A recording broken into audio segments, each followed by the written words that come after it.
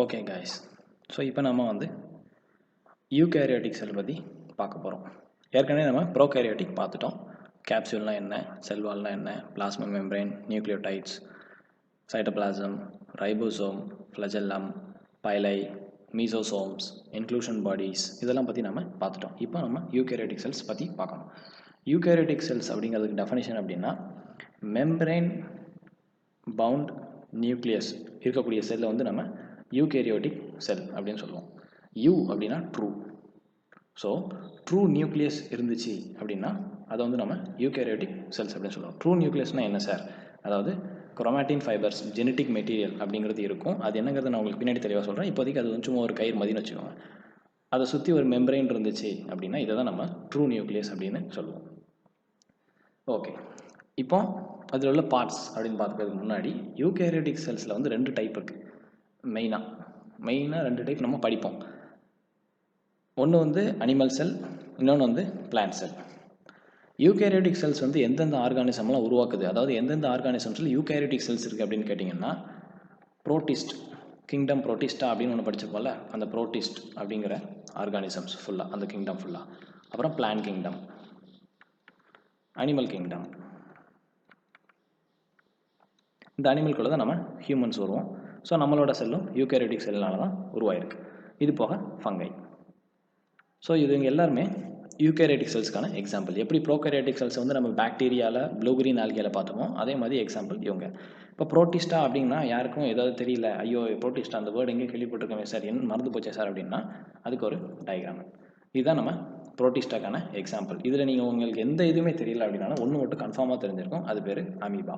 So நம்ம இப்படி ஒரு டயக்ராம் வரைஞ்சிட்டு சென்டரில் ஒரு நியூக்ளியஸ் வரைஞ்சிட்டு டக் டக் டக் டக் டக் டக்னு புள்ளி வச்சு எக்ஸாம் ஹாலில் விளாண்டுருப்போம். ஸோ இதுதான் நம்ம அமீபா, ஒரு புரோட்டிஸ்டுக்கான எக்ஸாம்பிள். பேராமைசியம், இந்த மாதிரி நிறைய அதுக்கு எக்ஸாம்பிள்ஸ் இருக்குது. ஸோ இப்போ அமீபா புரோட்டிஸ்ட் ஆகாது. ஸோ இது எல்லாமே எதுக்காண்டி யூகேரியோட்டிக்னு சொல்கிறோம் அப்படின்னா நடுவில் ஒரு நியூக்ளியஸ் இருக்கும், அதை சுற்றி ஒரு மெம்பரைனும் இருக்கும். மெம்பரைன் இருக்கிறதுனால அதை ட்ரூ நியூக்ளியஸ் யூகேரியோட்டிக் செல் அப்படின்னு சொல்கிறோம். ஸோ முன்னாடி நம்ம ப்ரோகேரியோட்டிக் செல்ஸுக்கு என்னென்ன பார்ட்ஸ்லாம் பார்த்தோம், செல் என்வலப், நியூக்ளியாய்டு, சைட்டோபிளாசம், இந்த மாதிரி பார்ட்ஸ் பார்த்தோம். அதே மாதிரி யூகேரியோட்டிக் செல்ஸுக்கான பார்ட்ஸும் இருக்குது. இதுதான் யூகேரியோட்டிக் செல்ஸுக்கான பார்ட்ஸ். ஸோ ஃபஸ்ட்டு நேம் செல்ஃபாக பார்த்துடலாம். அதுக்கப்புறம் ஒரு பார்ட்டாக தனித்தனியாக பார்த்துட்டோம்னா யூகேரியோட்டிக் செல்லை பற்றி நம்ம படித்து முடிச்சிடலாம். ஃபஸ்ட்டு பிளாஸ்மா மெம்பரைன், அடுத்தது எண்டோ மெம்பரைன் சிஸ்டம். இந்த endo membrane சிஸ்டமுக்குள்ளே endoplasmic reticulum, கோல்கை அப்பaratus, lysosomes, வாக்யூல்ஸ் அப்படின்னு 4 பார்ட்ஸ் உண்டு. இது என்னங்கிறத நம்ம தெளிவாக பார்க்கலாம். மைட்டோகாண்ட்ரியா, ரைபோசோம்ஸ் ஏற்கனவே நம்ம பார்த்தது, ஆனால் கொஞ்சம் வித்தியாசம் இருக்குது, அது என்னங்கிறத பார்த்துடலாம். சைட்டோஸ்கெலிட்டன், மைக்ரோ பாடி, நம்ம ஏற்கனவே பார்த்த நியூக்ளியஸ். இதெல்லாம் எல்லா யூகேரியோட்டிக் செல்ஸுக்கும் காமனாக இருக்கக்கூடியது. பிளான்ட் செல், அனிமல் செல் ரெண்டுலேயுமே. நம்ம இங்கே பிளான்ட் செல், அனிமல் செல் மட்டும்தான் படிப்போம். அனிமல் செல்லுக்கு மட்டும் தனியாக இது எல்லாம் அனிமல் செல்லில் இருக்கும். இது போக எக்ஸ்ட்ராவாக அனிமல் செல்லில் சென்ட்ரியோல்ஸ் அப்படின்னு ஒரு பார்ட் உண்டு. சென்ட்ரோசோம்ஸ், சென்ட்ரியோல்ஸ் அப்படின்னு ஒரு பார்ட் உண்டு. பிளான்ட் செல்லில் இது எல்லாமே இருக்கும். எக்ஸ்ட்ராவாக இந்த பிளாஸ்டிட், குளோரோபிளாஸ்ட், செல்வால் இது எல்லாமே இருக்கும். இந்த செல்வால் எக்ஸ்ட்ராவாக ஃபங்கை அதோட செல்லையும் தெரியும். நம்ம அனிமல் செல்லில் செல்வால் கிடையாது. ஸோ இதுதான் யூகேரியோட்டிக் செல்லோட பார்ட்ஸ். இப்போ நம்ம என்ன பண்ண போகிறோம்னா ஒரு பார்ட்ஸாக தனித்தனியாக பிளாஸ்மா மெம்பரைன் எங்கே இருக்கும், அது எப்படி இருக்கும், எண்டோ மெம்பரைன் சிஸ்டம்னா என்ன, அது எங்கே இருக்கும், எப்படி இருக்கும், என்னென்ன ஃபங்க்ஷன் பண்ணும் அப்படிங்கிறத தனித்தனியாக பார்க்க போகிறோம். இதை பார்க்கறதுக்கு முன்னாடி ஒரு வேர்டுக்கு நமக்கு மீனிங் தெரியணும். ஆர்கனெல்லே அப்படிங்கிற வேர்டு. ஆர்கனெல்லேனா என்ன சார்? ஆர்கன்னா ஓகே, ஒரு லிவர் ஒரு ஆர்கன், லங்ஸ் ஒரு ஆர்கன், ஹார்ட் ஒரு ஆர்கன், செல்னா ஓகே, டிஷ்யூனா என்ன, அதுனா ஆர்கனெல்லே அப்படின்னா நம்ம இதுக்கு முன்னாடி என்ன படித்தோம்? செல் எல்லாம் ஒன்றா சேர்ந்தா டிஷ்யூ அப்படின்னு சொன்னோம். ஆனால் செல்லு எப்படி உருவாச்சு அப்படின்னு யாராவது பார்த்துருக்கோமா? நிறைய குட்டி குட்டி பார்ட்ஸ், அதாவது இப்போ இந்த plasma membrane, endoplasmic reticulum, vesicles, Golgi apparatus, nucleus, nucleolus, cytoskeleton இதெல்லாம் சேர்ந்தால் தான் ஒரு செல். அப்போ இந்த எண்டோ மெம்பரைன் சிஸ்டமில் உள்ள இந்த பார்ட்ஸ், மைட்டோகாண்ட்ரியா, ரைபோசோம், மைக்ரோபாடிஸ், இவங்க எல்லாம் சேர்ந்து தான் ஒரு செல்லை உருவாக்குறாங்க. அப்படி இல்லைனா ஒரு செல்லுக்குள்ளே இந்த மாதிரி உருண்டையாக நிறைய ஸ்ட்ரக்சர்ஸ் இருக்குது. இந்த ஸ்ட்ரக்சர் எல்லாம் தான் இவங்களோட மொத்தமாக ஒரு பேர் என்னென்னா ஆர்கனெல்லே. ஸோ அந்த ஆர்கனெல்லேக்குள்ளே தான் இந்த endoplasmic reticulum, Golgi apparatus, lysosomes, mitochondria, ribosomes இவங்க எல்லாருமே வருவாங்க. ஸோ ஆர்கனெல்லேங்கிற வேர்டு நான் அடிக்கடி பின்னாடி யூஸ் பண்ணுவேன். அதுக்காக தான் இந்த வேர்டுக்கு மீனிங் உங்களுக்கு முன்னாடியே சொல்லிடுறேன். ஸோ இப்போ நம்ம என்ன பண்ணலாம், யூகேரியோட்டிக் செல்லுக்குள்ளே போகலாம். யூகேரியோட்டிக் செல் படிக்கும்போது நம்ம முன்னாடி படித்த மாதிரி அதே மெத்தட் தான். அதாவது யூகேரியோட்டிக் செல் இந்த மாதிரி இருக்கும். எக்ஸாம்பிளுக்கு சென்டரில் நம்ம நியூக்ளியஸ் இருக்கும். சுற்றி மெம்பரேன் இருக்கும். இப்போ நம்ம இது நம்ம வீடு மாதிரி என்ன, நம்ம வீட்டுக்குள்ளே நிறையா தண்ணி போயிடுச்சு, அந்த தண்ணியில் நிறையா மிதந்துட்டுருக்கு, நம்ம வீட்டில் உள்ள பொருள்லாம் மிதந்துட்டுருக்கு, தட்டு, நம்ம டேபிள் எல்லாம் மிதந்துட்டுருக்குன்னு வச்சுக்கலாம். ஸோ நம்ம என்ன பண்ண போகிறோம், நம்ம வீட்டோட காம்பவுண்ட் வாலை ப்ரீச் பண்ணி சைட்டோபிளாசம்குள்ளே போயிட்டு, அதாவது அந்த தண்ணிக்குள்ளே மிதந்து ஒரு இடத்துலையா போயிட்டு ஒரு பார்ட்டிகளையும் பற்றி ஒரு பார்ட்டையும் பற்றி நாம் படிக்க போகிறோம். ஸோ இந்த மாதிரி இமேஜின் பண்ணிங்க அப்படின்னா ஈஸியாக நமக்கு மெமரைஸ் ஆயிரும். ஸோ நம்ம பார்க்க போகிற மெயினான 2 செல்ஸ் என்னென்னா, ஒன்று பிளான்ட் செல், இன்னொன்று வந்து அனிமல் செல். நம்ம இது நிறைய தடவை டயக்ராம் வரைஞ்சிருப்போம். இது பிளான்ட் செல், இது அனிமல் செல். இப்போ இந்த ரெண்டுக்கும் நிறைய டிஃப்ரென்சஸ் இருக்குது. நம்ம ஃபுல்லாக படித்ததுக்கப்புறமாட்டு இந்த டிஃப்ரென்ஸ் பற்றி நம்ம தெளிவாக டிஸ்கஸ் பண்ணலாம். இப்போ எதுக்கு இந்த டயக்ராம் அப்படின்னா, உங்களுக்கு இமேஜினேஷன் ஹெல்ப் பண்ணுறதுக்காக. ஸோ இப்போ இந்த அவுட்டர் மெம்பரேன் வந்து நம்ம பிளாஸ்மா மெம்பரேன் அப்படின்னு சொல்லுவோம். இந்த ஏரியா இருக்குது பாருங்கள், இதை வந்து நம்ம சைட்டோபிளாசம் அப்படின்னு சொல்லுவோம். அதாவது நம்மளோட தனித்தனியாக இருக்கக்கூடியது, ரொம்ப ஃப்ளூயிடாக இருக்குன்னு சொன்னோம்ல, சைட்டான செல், பிளாஸ்மானா மேட்ரிக்ஸ், இல்லை ஃப்ளூயிடுன்னு சொன்னாலும் அந்த ஃப்ளூயிட் இருக்கக்கூடியது. அந்த ஃப்ளூயிடில் தான் இந்த மாதிரி நிறைய பார்ட்ஸ் மிதந்துட்டுருக்கு. இந்த பார்ட்ஸுக்கு பேர் என்ன, இதோட ஃபங்க்ஷன் என்ன, இந்த பார்ட்டோட பேர் என்ன, இதுக்கு ஃபங்க்ஷன் என்ன, இதோட பேர் என்ன, இதோட ஃபங்க்ஷன் என்ன, இதுக்கு பேர் என்ன, இதுக்கு ஃபங்க்ஷன் என்ன அப்படின்னு நம்ம எல்லாத்தையும் ஒன்று ஒன்றா இந்த தண்ணிக்குள்ளே நம்மளும் மிதந்து இந்த ஒரு பார்ட்டையும் பற்றி தெரிஞ்சுக்க போகிறோம். ஸோ இது இமேஜின் பண்ணுறதுக்கு இன்னொரு 3D ஸ்ட்ரக்சருக்கான ஒரு இமேஜ் இருக்குது, அதை நம்ம பார்க்கலாம். ஸோ இதுதான் நம்ம அந்த இமேஜ். ஸோ இது ஆக்சுவலாக வந்து ஒரு பிளான்ட் செல் தான். ஆனால் அந்த இமேஜ் பாருங்கள், இது நம்மளோட வீட்டு காம்பவுண்ட் வால். ஸோ இந்த காம்பவுண்ட் வால் நம்ம உள்ளே போகிறோம். இந்த ஃபுல்லாக தனியாக இருக்குது. இந்த தண்ணிக்குள்ளே நம்ம மிதக்கிறோம். இந்த தண்ணியை தான் நம்ம சைட்டோபிளாசம் அப்படின்னு சொல்கிறோம். இது வந்து நம்ம வந்து பிளாஸ்மா மெம்பரேன் சொல்கிறோம். இப்போ நம்ம ஃபஸ்ட்டு பிளாஸ்மா மெம்பரேனை பற்றி படிக்கிறோம். பிளாஸ்மா மெம்பரேனை படித்து முடிச்சதுக்கப்புறம் சைட்டோபிளாசம்குள்ளே போகிறோம். சைட்டோபிளாசம்குள்ளே போனோடனே இந்த பார்ட் என்னது, இது என்னது, இது என்னது, இந்த ப்ளூ கலரில் உள்ளது என்னது, இது என்னது, இது என்னது அப்படிங்கிறத நம்ம தனித்தனியாக பார்த்துக்கிட்டே வருவோம். ஸோ இந்த பிக்சரை நீங்கள் என்ன மெமரைஸ் பண்ணிவிட்டு இதில் நம்ம இமேஜின் பண்ணுற மாதிரி வச்சுக்கோங்க. ஸோ நம்ம இப்போ காம்பவுண்ட் வால் பற்றி படிக்க போகிறோம். பிளாஸ்மா மெம்பரேன் அப்படிங்கிறது எதால் உருவாயிருக்கு? மொத்தம் 4 பார்ட்ஸ். ஒன்று வந்து பாஸ்போ லிபிட்ஸ், ரெண்டாவது புரோட்டீன்ஸ், மூணாவது கொலஸ்ட்ரால், நாலாவது கார்போஹைட்ரேட்ஸ். ஓகே, இப்போ நமக்கு இந்த பார்ட்ஸ் எல்லாம் என்னென்னா, கொலஸ்ட்ரால் அப்படிங்கிறது ஒரு டைப் ஆஃப் கொழுப்பு. நம்ம அட்வர்டைஸ்மெண்ட்டில் நிறைய ஆயில் அட்வர்டைஸ்மெண்ட்டில் கேட்டிருப்போம், நல்ல கொலஸ்ட்ரால், கெட்ட கொலஸ்ட்ரால் அப்படின்னு சொல்லுவாங்க. ஸோ அது ஒரு டைப் ஆஃப் கொழுப்பு. ப்ரோட்டீன் அப்படிங்கிறது நமக்கு ஏற்கனவே தெரிஞ்சது, அதாவது பால், முட்டை, மீட், கறியிலலாம் இருக்கக்கூடியது தான் ப்ரோட்டீன்ஸ். நம்ம என்சைம்ஸில் கூட ப்ரோட்டீன்ஸ் தான் இருக்கும். அதேமாதிரி நம்மளோட செல்லுலேயும் ப்ரோட்டீன்ஸ் இருக்கும். ஓகேவா? நம்ம உடம்பு எதால் மேடாக இருக்குது அப்படின்னு கேட்டோம்னா, carbohydrates, proteins, lipids, nucleic acids, இந்த மாதிரி 4 பார்ட்டால் மேடாக இருக்குது. இந்த பார்ட்ஸ்லாம் எங்கெங்கே இருக்கும் அப்படிங்கிறத நம்ம போக போக தெரிஞ்சுப்போம். நம்ம எப்படி வந்து ஒரு வீடு கட்டுறதுக்கு சிமெண்ட், சாண்ட், மண், கல், ஜல்லி இதெல்லாம் தேவைப்படுதோ, அதே மாதிரி நம்ம உடம்பு உருவாக்குறதுக்கு இந்த 4 பார்ட்ஸ் ரொம்ப முக்கியம். ஸோ இந்த பார்ட்ஸில் இப்போ பாஸ்போலிபிட்ஸ் அப்படிங்கிறது என்னென்ன அப்படின்னா, அது ஒரு டைப் ஆஃப் ஃபேட், கொழுப்பு. இதோட ஸ்ட்ரக்சர் எப்படி இருக்கும், அதாவது இந்த பாஸ்போலிபிட்டோட ஸ்ட்ரக்சர் எப்படி இருக்கும் அப்படின்னு நல்ல மைக்ரோஸ்கோப்பில் போய் பார்த்தோம் அப்படின்னா, ஒரு உருண்டையாக ஒரு ஹெட் மாதிரி ஒன்று இருக்கும், அதுக்கப்புறம் ஒரு வால், டெயில் இருக்கும். இந்த ஹெட்டு மாதிரி இருக்கக்கூடியதுக்கு பேர் என்ன அப்படின்னு பார்த்தோம்னா ஹைட்ரோஃபிலிக் ஹெட் அப்படின்னு சொல்லுவோம். இந்த டெயில் மாதிரி உள்ளதுக்கு பேர் என்ன அப்படின்னா ஹைட்ரோஃபோபிக் டெயில் அப்படின்னு சொல்லுவோம். இப்போதைக்கு உங்களுக்கு இது புரியாட்டி பரவாயில்ல, நான் பின்னாடி ஒரு பிக்சர் காமிக்கும்போது உங்களுக்கு அந்த பிக்சர் அண்டர்ஸ்டாண்ட் ஆகுதுக்காண்டி தான் இதை நான் முன்னாடியே உங்களுக்கு சொல்கிறேன். ஸோ பிளாஸ்மா மெம்பரேனில் இந்த 4 பார்ட்ஸில் இருக்கும். இந்த பாஸ்போலிபிட்ஸுங்கிறது இந்த மாதிரி பிரிஞ்சிருக்கும். ப்ரோட்டீன்ஸில் வந்து 2 டைப் உண்டு. ஒன்று வந்து பெரிஃபரல் புரோட்டீன் அப்படின்னு சொல்லுவாங்க, இன்னொன்று வந்து இன்டகரல் புரோட்டீன் அப்படின்னு சொல்லுவாங்க. பெரிஃபரல் அப்படின்னா சர்ஃபேஸில் இருக்கக்கூடியது, அதாவது மேலே இருக்கக்கூடியது. ஒரு தண்ணிக்கு மேலே வந்து ஆயில் மிதக்குள்ள அதை மாதிரி மேலாடி இருக்கிறத வந்து நம்ம பெரிஃபரல் அப்படின்னு சொல்லுவோம். இன்டகரல் அப்படின்னா ஒன்றா ஒருங்கிணைஞ்சு உள்ளே இருக்கிறது அப்படின்னு அர்த்தம். அது எப்படி இன்டெகிரல் அப்படிங்கிறத நான் உங்களுக்கு பிக்சர் காமிக்கும் போது உங்களுக்கு தெளிவாக புரிஞ்சிடும். இப்போ இந்த 2 வேர்டுக்கு மீனிங் தெரியணும். ஹைட்ரோஃபிலிக் அப்படின்னா என்ன, ஹைட்ரோஃபோபிக்னா என்னன்னு தெரியணும். ஹைட்ரோ அப்படின்னா வாட்டர் H2O, ஃபிலிக் அப்படின்னா லவ்விங். வாட்டர் லவ்விங் சப்ஸ்டன்ஸை, அதாவது வாட்டரை வந்து இந்த சப்ஸ்டன்ஸுக்கு பிடிச்சிருந்துச்சி அப்படின்னா, எனக்கு வந்து வாட்டரை பிடிச்சிருக்கு அப்படின்னா நான் வந்து ஹைட்ரோஃபிலிக் அப்படின்னு சொல்லுவேன் என்னைய. ஒருவேளை எனக்கு வாட்டரை பிடிக்கல அப்படின்னா நான் வந்து ஹைட்ரோஃபோபிக். ஃபோபிக்னா ஃபியர், ஃபோபியா ஃபியர் அப்படின்னு சொல்லுவாங்க. ஓகேவா? எக்ஸாம்பிளுக்கு இப்போ சுகர் எடுத்துக்கோங்க. அந்த சுகரை தூக்கி தண்ணியில் போட்டால் என்ன ஆகும், சீனி வந்து கரைஞ்சிரும். எதனால், அதுக்கும் வாட்டருக்கும் ஒரு ஃப்ரெண்ட்ஷிப் இருக்குது. ஸோ அவங்க 2 பேரும் ஒன்றா மிங்கிள் ஆயிடுவாங்க. அதுவே ஒரு ஆயிலை தூக்கி போட்டால் அவங்க 2 பேரும் ஒன்றா கரைய மாட்டாங்க. எதனால் அப்படின்னா ஆயிலுக்கு வாட்டரை பிடிக்காது. So hydrophobic. So hydrophobic example அப்படின்னா ஆயில்னு ஞாபகம் வச்சுக்கோங்க. எக்ஸாம்பிள்காண்டி சொல்கிறேன் உங்களுக்கு ஈஸியாக புரியதுக்காக. ஹைட்ரோஃபிலிக் அப்படின்னு சொல்லும்போது அதை சுகர் அப்படின்னு ஞாபகம் வச்சுக்கோங்க. ஓகேவா? சுகர், சால்ட் எதுனாலும் வச்சுக்கலாம். இப்போ நம்ம பிளாஸ்மா மெம்பரேனை ஜூம் பண்ணி பார்த்தா எப்படி தெரியும் அப்படிங்கிற பிக்சரை பார்க்கலாம். ஸோ இதுதான் நம்ம பிளாஸ்மா மெம்பரேனை ஜூம் பண்ணி பார்க்கக்கூடிய பிக்சர். இந்த பிக்சரை பார்த்து யாரும் பயந்துட வேண்டாம், ரொம்ப சிம்பிளான ஒரு பிக்சர்.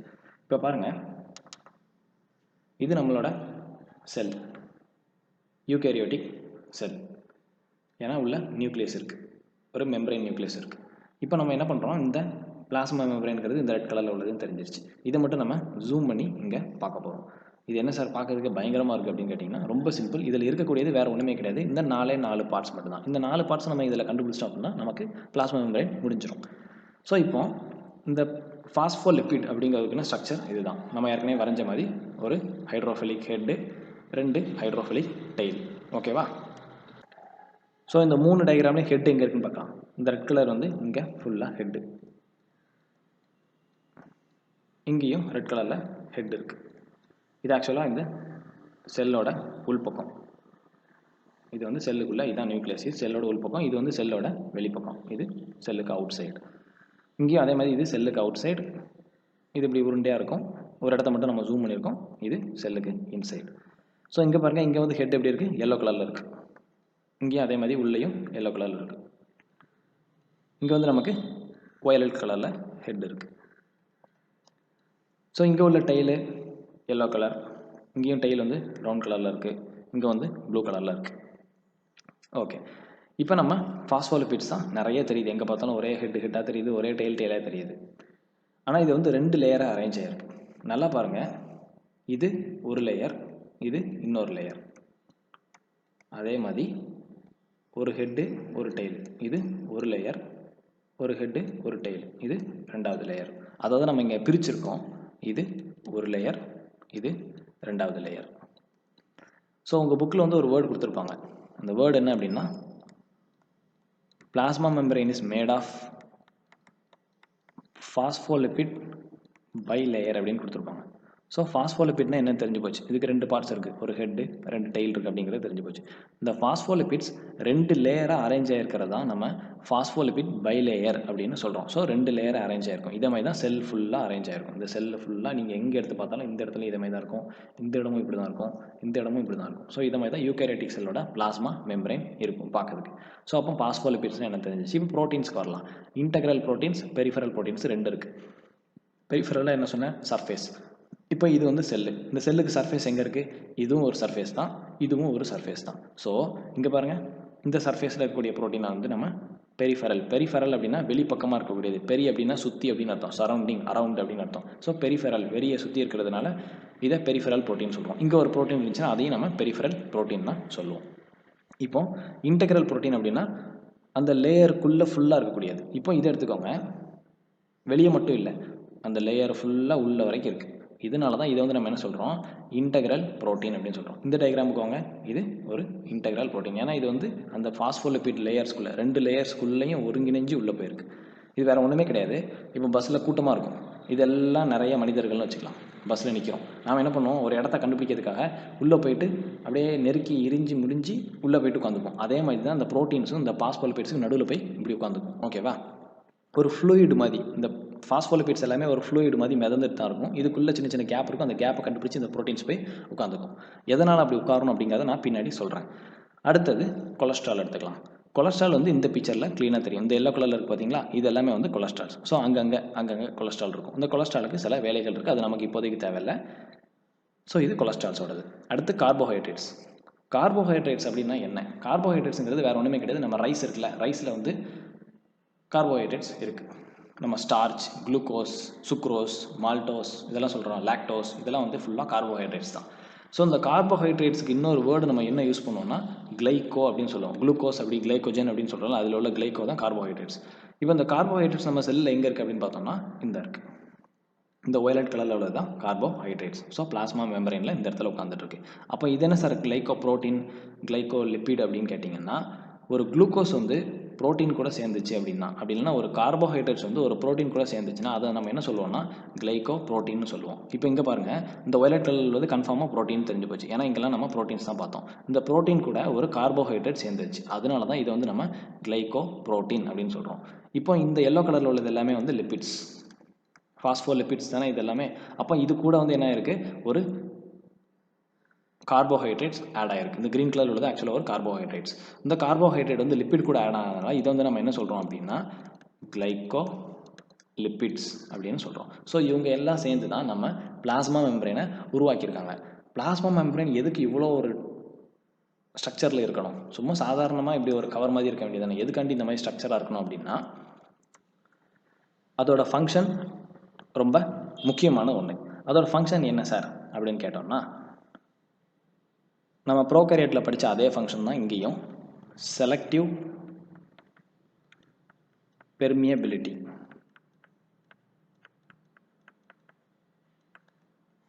செலக்டிவ் பெர்மியபிலிட்டி அதாவது என்னது, நமக்கு தேவையான ஆளை மட்டும் தான் உள்ள விடுவாங்க, தேவையில்லாத ஆளை வெளியே உள்ளே விட மாட்டாங்க. அதே மாதிரி தேவையில்லாத ஆளை வெளியே அனுப்பிடலாம், தேவையான ஆளை உள்ளேயே செல்லுக்குள்ளேயே வச்சுக்கலாம். இதான் வந்து செலக்டிவ் பெர்மியபிலிட்டி அப்படிங்கிற ஃபங்க்ஷன்.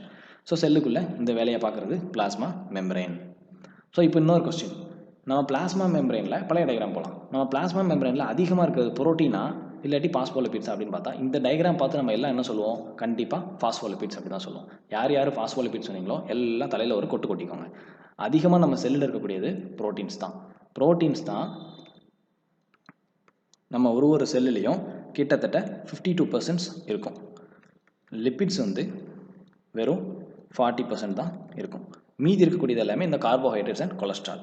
இது எந்த செல் அப்படின்னு கேட்டோம்னா நம்ம எரித்ரோசைட்ஸ், அதாவது ரெட் பிளட் செல்ஸ்னு ஒன்று படிச்சிருப்போம்ல, அதில் எக்ஸாம்பிளுக்காக இந்த காம்போசிஷனை கொடுத்துருக்கோம். ஓகேவா? ஸோ ப்ரோட்டீன்ஸ் தான் செல்லில் அதிகமாக இருக்கும். அடுத்து உங்கள் புக்கில் இன்னொரு வேர்டு கொடுத்துருப்பாங்க. அந்த வேர்டு என்ன அப்படின்னு கேட்டிங்கன்னா ஃப்ளூயிட் மொசைக் மாடல். இதை நம்ம முன்னாடி ஒரு வாட்டி படிச்சிருப்போம். இது என்னன்னே தெரிஞ்சிருக்காது, மனப்படம் மட்டும் போயிருப்போம். Plasma membrane is a fluid mosaic model அப்படின்னு சொல்லிட்டு மனப்படம் மட்டும் போயிருப்போம். ஸோ இதுக்கு ஒரு பிக்சர் வச்சு எக்ஸ்பிளைன் பண்ணால் உங்களுக்கு ஈஸியாக புரிஞ்சிடும். இதை தான் ஆக்சுவலாக நம்ம மொசைக் அப்படின்னு சொல்லுவோம். மொசைக் அப்படின்னா என்னென்னா, கலர் கலராக வித்தியாசமாக இருக்கக்கூடிய ஸ்டோன்ஸ், வேறு வேறு ஸ்ட்ரக்சரில் வேறு வேறு ஷேப்பில் இருக்கக்கூடிய ஸ்டோன்ஸ் எல்லாத்தையும் ஒன்றா சேர்த்து நம்ம வந்து ஒரு டைல்ஸ் மாதிரியோ இல்லை ஒரு சர்ஃபேஸ் மாதிரியோ உருவாக்கணும்னா இதை தான் நம்ம என்ன சொல்கிறோம், மொசைக் அப்படின்னு சொல்கிறோம். இப்போ நம்ம பிளாஸ்மா மெம்பரேனை பார்க்கலாம். இதில் பாருங்கள், yellow colour, blue colour, green colour, violet colour. So இந்த இடத்துல நம்ம கலர் கலராக டைல்ஸ் ஓட்டின மாதிரி இல்லை ஸ்டோன்ஸ் ஓட்டின மாதிரி நம்ம பிளாஸ்மா மெம்பரேனும் கலர் கலராக இருக்குது. அதனால தான் இதை மொசைக் அப்படின்னு சொல்கிறோம். ஆனால் எதனால் இதை ஃப்ளூயிடுன்னு சொன்னோம்? இப்போ நம்ம மொசைக் வீட்டில் ஒட்டியிருக்கோம்ல மொசைக்ஸ், அதெல்லாம் வந்து ஃப்ளூயிடு மாதிரி இருக்குமா, தண்ணி மாதிரி இருக்குமா, வலிக்கு விழுறோமா? அதில் இல்லை, அது வந்து சாலிடாக இருக்குது. அப்போ நம்ம செல்லு வந்து சாலிடாக இருந்துச்சுன்னா என்ன பிரச்சனை வரும் அப்படின்னு கேட்டிங்கன்னா, இந்த ப்ரோட்டீன்ஸால் உள்ளே போயிட்டு உட்கார முடியாது. ஒன்று. ரெண்டாவது, இந்த ப்ரோட்டீன்ஸ் தேவைப்படும் போது இங்கேருந்து இங்கேயும் ட்ராவல் ஆகணும், திரும்ப இங்கேருந்து இங்கேயும் ட்ராவல் ஆகணும். ஸோ இந்த மாதிரி ஒரு இடத்துக்கு இது ட்ராவல் ஆகிட்டே இருக்கணும். இந்த ப்ரோட்டீன்ஸை சுற்றி இந்த ஃபாஸ்போலிபிட்ஸ் எல்லாமே சாலிடாக இருந்துச்சு அப்படின்னா இந்த ப்ரோட்டீனால் ட்ராவல் பண்ண முடியாது. இது ஏன் ட்ராவல் ஆகுங்கிறத நான் பின்னாடி சொல்கிறேன். ட்ராவல் ஆகும் ஆக்சுவலாக. ஓகேவா?